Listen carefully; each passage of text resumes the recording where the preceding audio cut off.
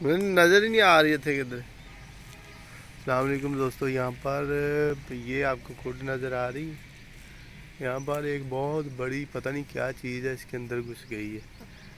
तो मुझे डर लग रहा है, इसको मैं निकाल नहीं सकता, लेकिन दिखाने की कोशिश कर रहा हूँ आपको। अगर अगर नज़र आ जाए तो ये मुझे खुद आगे जाते हुए डर लगता है इससे।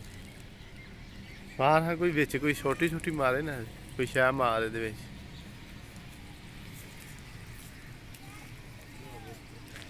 हाँ अगे जावा तो मैनू पै जाए।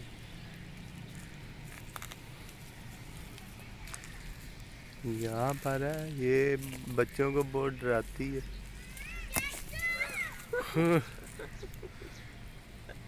मैनू कोई शह नहीं ना फिलहाल नजर आई।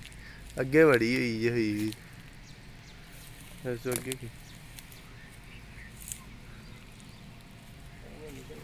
हाँ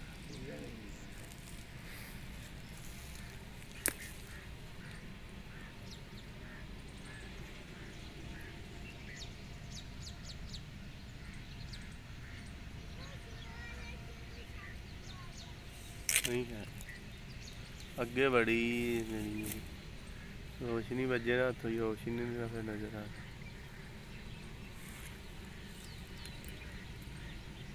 आ रही नजर आई नजर।